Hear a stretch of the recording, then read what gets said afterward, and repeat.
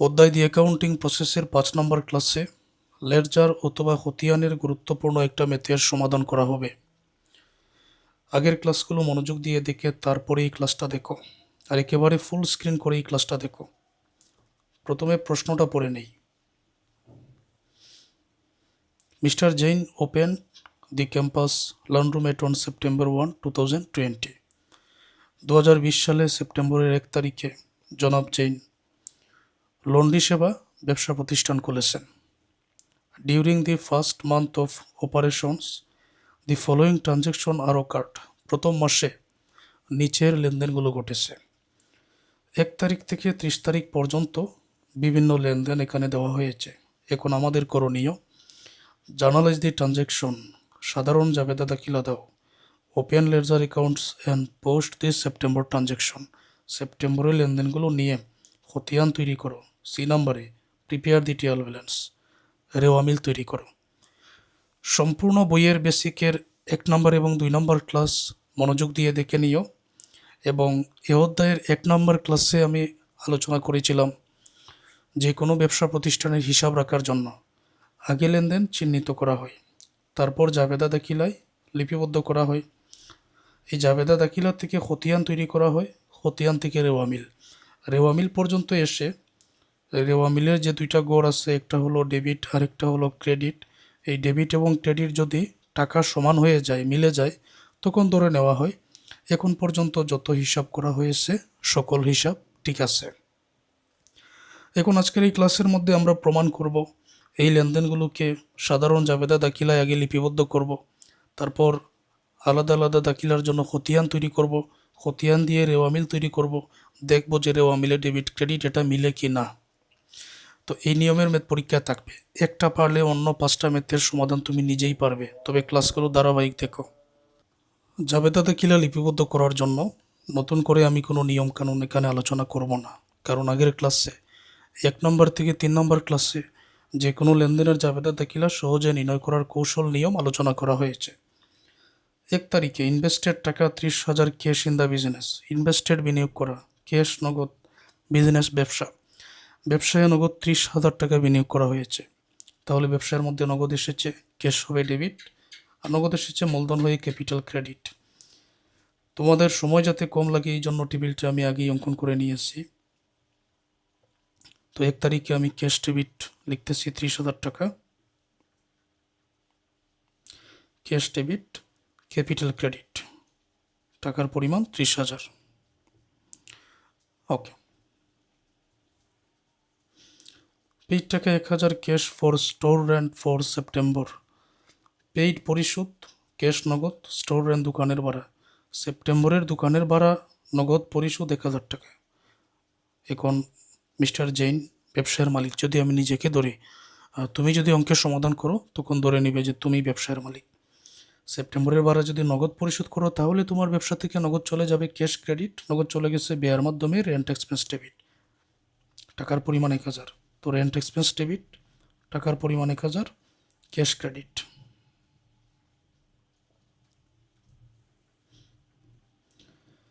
Purchase washer and drawers 4 টাকা 25,000, paying টাকা 10,000 in cash and signing টাকা 15,000, 6 মান্থ 12% নোট পেবল। ওয়াশার এবং drawer এটা যন্ত্রপাতির মধ্যে পড়ে, ইকুইপমেন্ট। তাহলে ইকুইপমেন্ট ক্রয় করা হয়েছে 25,000 টাকায়। তো 25,000 টাকার ইকুইপমেন্ট সম্পদ ব্যবসায় এসেছে, ইকুইপমেন্ট ডেবিট। ইকুইপমেন্ট ক্রয় করতে গিয়ে নগদ চলে গেছে 10,000, ক্যাশ ক্রেডিট 10,000 হবে। বাকি 15,000 টাকা নোট পেবলে সাইন করা হয়েছে, দায়ের সৃষ্টি হয়েছে, নোট পেবল ক্রেডিট 15,000 হবে। এটা বুঝতে পারছো? প্রথমে ইকুইপমেন্ট ক্রয় করা হয়েছে 25,000 টাকায়। ইকুইপমেন্ট সম্পদ ব্যবসায় এসেছে এই জন্য এটা ডেবিট, নগদ চলে গেছে 10,000, এই জন্য ক্যাশ ক্রেডিট 10,000। আর দায়ের সৃষ্টি হয়েছে 15,000, নোটস পেবল, প্রদেয় বিল, এখানে 15,000 লেখা হলো।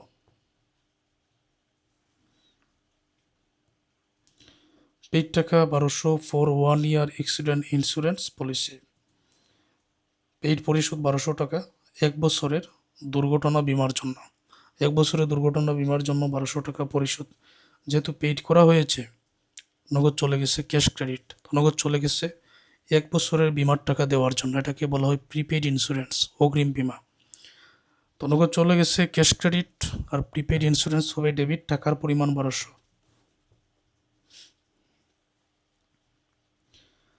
প্রিপেইড ইন্স্যুরেন্স ডেবিট, টাকার পরিমাণ 1200, নগদ চলে গেছে ক্যাশ ক্রেডিট, টাকার পরিমাণ 1200।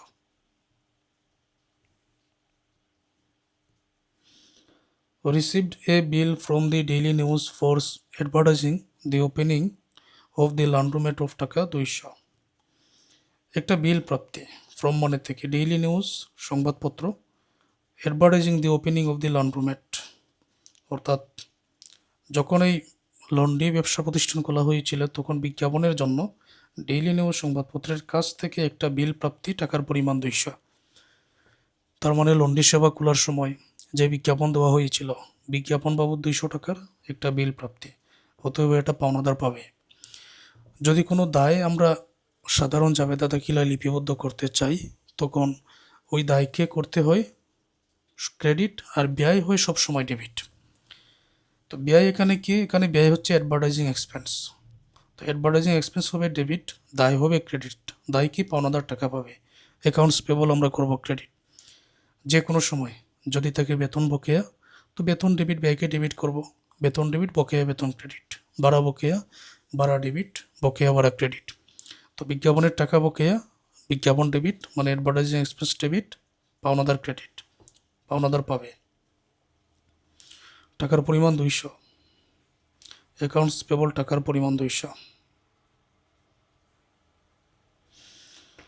20 তারিখে উইথড্র টাকা 700 ফর পার্সোনাল ইউজ, ব্যক্তিগত প্রয়োজনে উত্তোলন 700, উত্তোলন করলে ব্যবসা থেকে নগদ চলে যায়, এই জন্য ক্যাশ ক্রেডিট। নগদ চলে গেছে উত্তোলনের মাধ্যমে, উত্তোলন ডেবিট, উত্তোলনের ইংরেজি ড্রয়িংস, ড্রয়িংস ডেবিট, আর নগদ চলে যাওয়ার কারণে ক্যাশ ক্রেডিট, টাকার পরিমাণ 700।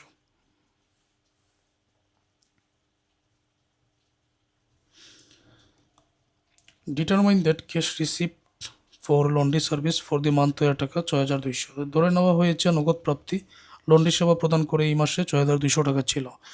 যেহেতু লন্ড্রি সেবা প্রদান করে নগদ 6200 টাকা ক্যাশ রিসিপ্ট, নগদ প্রাপ্তি ছিল, তাহলে নগদ ব্যবসায় এসেছে, এই ক্ষেত্রে ক্যাশ হবে ডেবিট, আর নগদ এসেছে সেবা প্রদান করে সার্ভিস রেভিনিউ ক্রেডিট।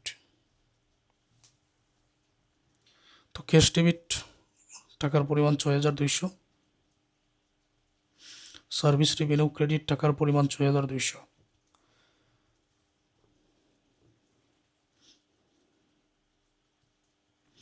তো জার্নালাইজ দি ট্রানজ্যাকশন, সাধারণ জাবেদা দাখিলায় এটা লিপিবদ্ধ করা হয়েছে। এখন প্রত্যেকটা এই দাখিলা থেকে লেডজার কিংবা খতিয়ান আমাদের তৈরি করতে হবে। খতিয়ান তৈরি করার জন্য এখানে যত দাখিলা আছে প্রত্যেকটার খতিয়ান তৈরি করতে হবে। যেমন ক্যাশ একটা, ক্যাপিটাল 2টা, রেন্ট এক্সপেন্স 3টা, ক্যাশ আর হিসাবে ধরবো না কারণ একটা ধরা হয়েছে, ইকুইপমেন্ট 4টা, নোটস পেবল 5টা, প্রিপেইড ইন্স্যুরেন্স 6টা, অ্যাডভার্টাইজিং এক্সপেন্স এইটা 7টা, অ্যাকাউন্টস পেবল 8টা, ড্রয়িং 9টা, তারপর সার্ভিস রেভিনিউ 10টা।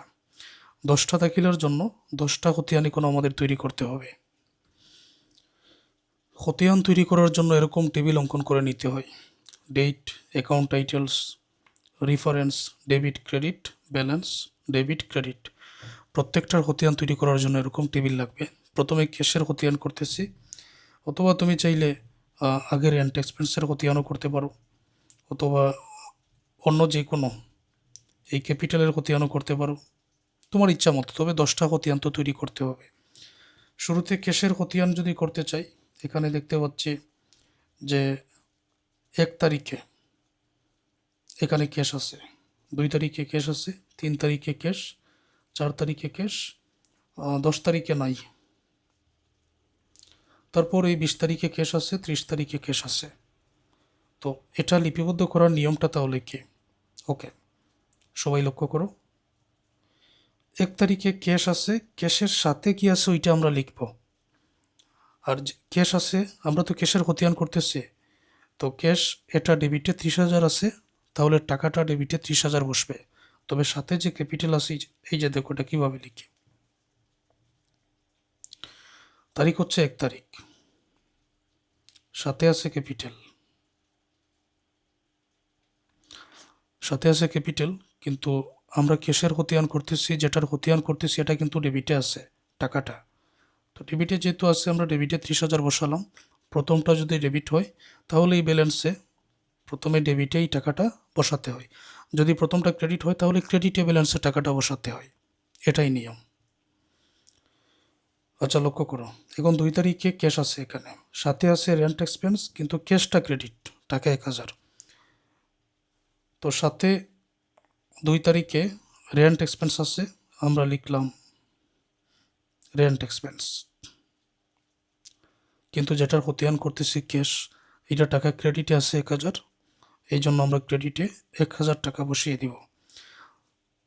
আগে ডেবিট ব্যালেন্স আছে এখানে 30,000, নতুন ক্রেডিট ব্যালেন্স 1,000।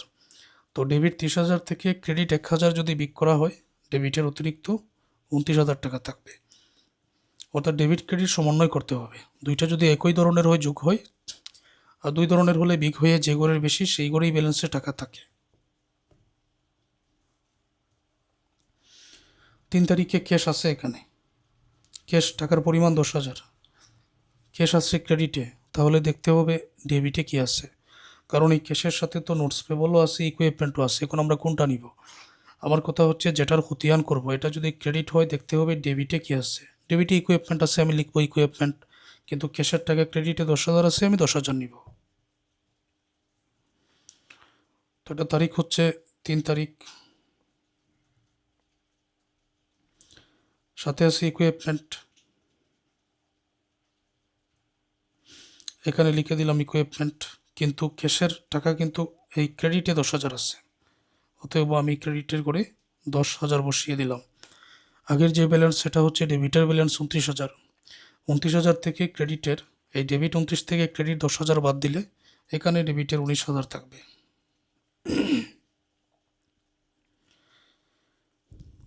ওকে, 3 তারিখ পরে 4 তারিখে ক্যাশ আছে টাকা 1200, এটা কিন্তু ক্রেডিট, সাথে আছে প্রিপেড ইন্স্যুরেন্স, তাহলে সাথেরটা প্রিপেড ইন্স্যুরেন্স আমি লিখে দিচ্ছি, আর ক্যাশের টাকা যেহেতু ক্রেডিটে আছে ক্রেডিটে 1200 বসাবো। 4 তারিখে প্রিপেড ইন্স্যুরেন্স,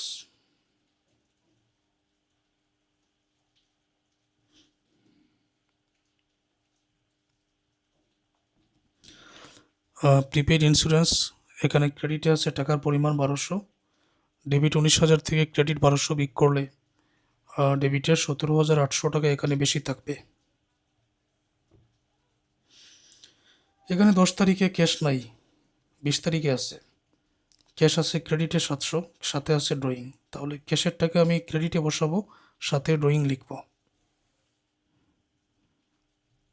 20 তারিখ, সাথে লিখলাম ড্রয়িংস, ক্যাশের টাকা ক্রেডিট, টাকার পরিমাণ 700, 17,800 থেকে 700 বিক করলে এখানে হবে 17,100।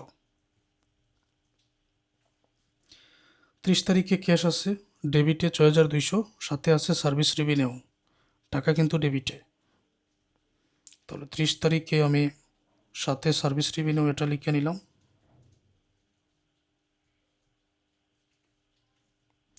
এটার টাকা আবার ডেবিটে আছে 6,200, তাহলে এই ডেবিটের করে 6,200 বসানো হলো।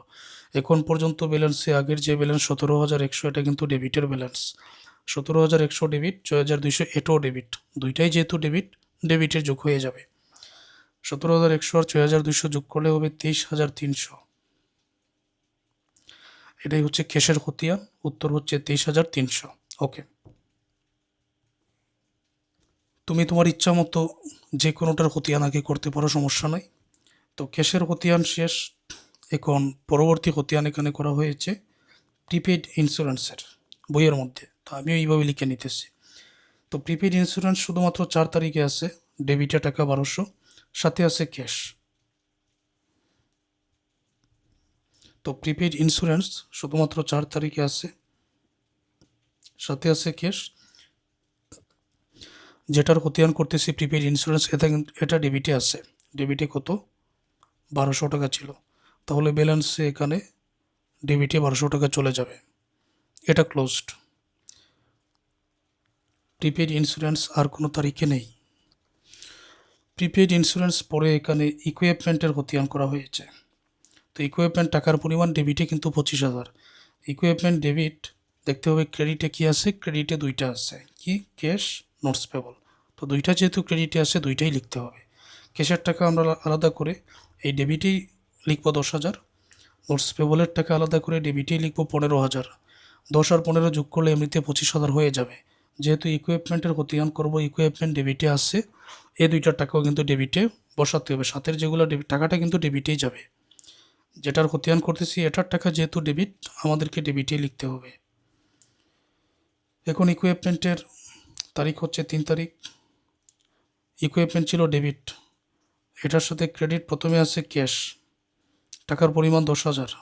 ইকুইপমেন্ট যেহেতু ডেবিট তাহলে এখানে ডেবিটে 10,000 বসাতে হবে, ব্যালেন্সে চলে যাবে 10,000। তারপর সাথে আছে নোটস পেবল,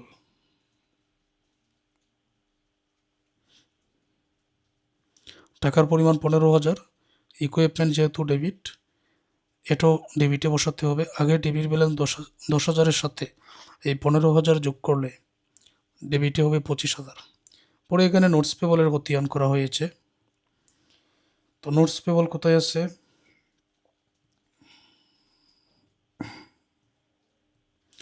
এই যে নোটস পেবল, টাকার পরিমাণ 15,000। নোটস পেবল এখানে ক্রেডিট, তাহলে দেখতে হবে ডেবিট কি আছে। এখানে ডেবিট আছে ইকুইপমেন্ট, শুধুমাত্র সাথে আমরা ইকুইপমেন্ট লিখব, কিন্তু নোটস পেবলের টাকা ক্রেডিটে লিখব 15,000 টাকা। তারিখ হচ্ছে 3 তারিখ।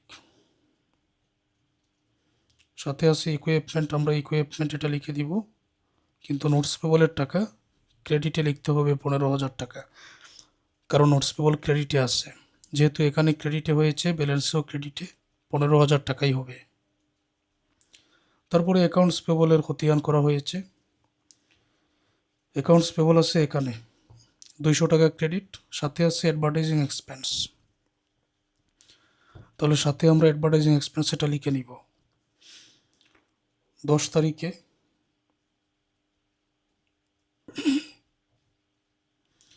অ্যাডভার্টাইজিং এক্সপেন্স অ্যাকাউন্টস পেবল, এটা ক্রেডিটে আছে 200, তো ব্যালেন্সে ক্রেডিটে 200 চলে যাবে। তারপর ক্যাপিটালের খতিয়ান করা হয়েছে। ক্যাপিটাল আছে 1 তারিখে ক্রেডিট 30,000, ক্যাপিটালের সাথে আছে ক্যাশ, তাহলে সাথে আমরা ক্যাশ লিখব আর ক্যাপিটাল ক্রেডিটে টাকার পরিমাণ 30,000 লিখে দিব। ক্যাপিটাল টাকার পরিমাণ তারিখ হচ্ছে 1 তারিখ, সাথে আছে ক্যাশ, ক্যাপিটাল ক্রেডিট আছে 30,000, ক্রেডিটে বসাও, ব্যালেন্সে এখানে ক্রেডিটে 30,000 টাকা আসবে। তারপর ড্রয়িং এবং সার্ভিস রেভিনিউ দুইটার খতিয়ান করা হয়েছে, সবগুলোই আনতে হবে। ড্রয়িং আছে 20 তারিখে, সাথে আছে ক্যাশ, কিন্তু ড্রয়িংটা ডেবিট 700, তাহলে সাথে এখানে 20 তারিখে সাথে আছে ক্যাশ, ড্রয়িং কিন্তু ডেবিট ছিল 700। যেটার খতিয়ান করতেছি এটা যদি ডেবিট হয় টাকা ডেবিটে, যেটার খতিয়ান করতেছি এটা যদি ক্রেডিট হয় টাকা ক্রেডিটে। তো প্রথমটা যেহেতু ডেবিট, তো ডেবিটে 700 টাকা ব্যালেন্স যাবে। সার্ভিস রেভিনিউ, সার্ভিস রেভিনিউ আছে 30 তারিখে, এই যে এটা কিন্তু ক্রেডিট, সাথে আছে ক্যাশ। সার্ভিস রেভিনিউ 30 তারিখে, সাথে আছে ক্যাশ, তো সার্ভিস রেভিনিউ ক্রেডিট 6,200, ব্যালেন্সে 6,200 চলে যাবে।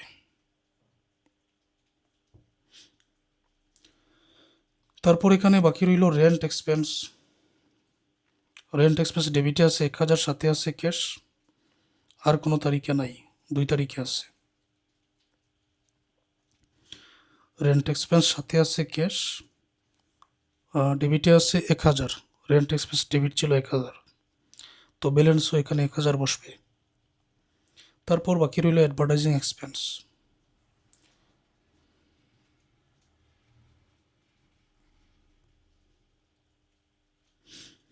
অ্যাডভার্টাইজিং এক্সপেন্স এটা আছে 10 তারিখে, ডেবিটে 200, সাথে আছে অ্যাকাউন্টস পেবল। অ্যাডভার্টাইজিং এক্সপেন্স এটা আছে 10 তারিখে, সাথে আছে অ্যাকাউন্টস পেবল।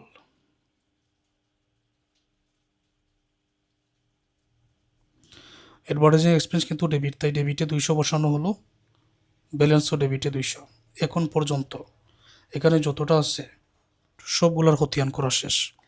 আগে পরে বা ধারাবাহিকও তুমি লিখতে পারো, সবগুলার খতিয়ান করা শেষ।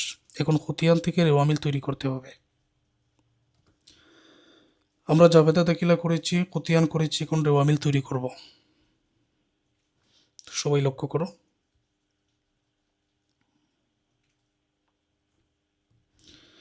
জাবেদা দাখিলা করা হয়েছে, এখন এই প্রত্যেকটা খতিয়ান নিয়ে রেওয়া মিল তৈরি করতে হবে।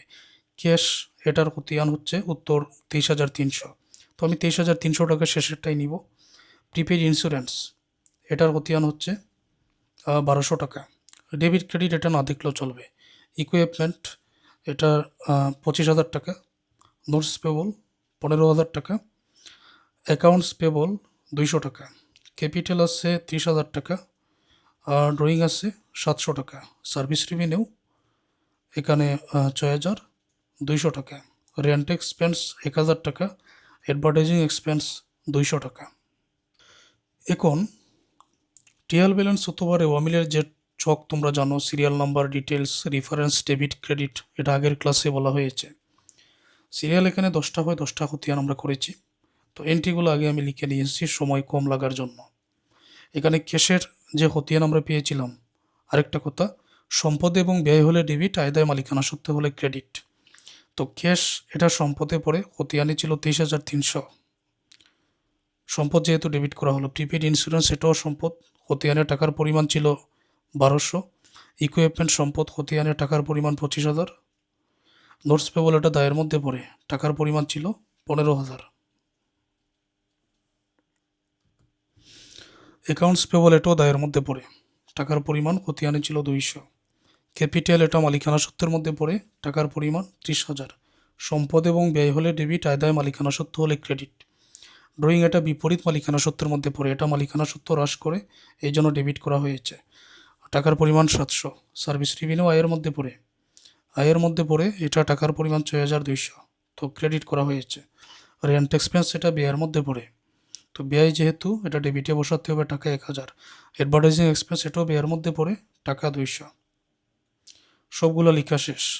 এখন যদি আমরা এই ডেবিটের টাকাটা যোগ করি, তখন এখানে পাবো 51,400। এই ক্রেডিটের সব টাকা যদি যোগ করি, 51,400, তাহলে রেওয়া মিলে ডেবিট এবং ক্রেডিট উভয় দিকের টাকা এখানে মিলে যাবে। তো এই জন্য যে কোনো ব্যবসা প্রতিষ্ঠানের আগে লেনদেন চিহ্নিত করা হয়, তারপর জাবেদা, তারপর খতিয়ান, খতিয়ান থেকে রেওয়া মিল। তো রেওয়া মিল পর্যন্ত এসে যদি ডেবিট এবং ক্রেডিট মিলে যায়, তখন ধরে নেওয়া হয় এখন পর্যন্ত যতটা হিসাব করা হয়েছে, যা হিসাব করা হয়েছে সবই ঠিক আছে। এই ছিল এই ক্লাসটা।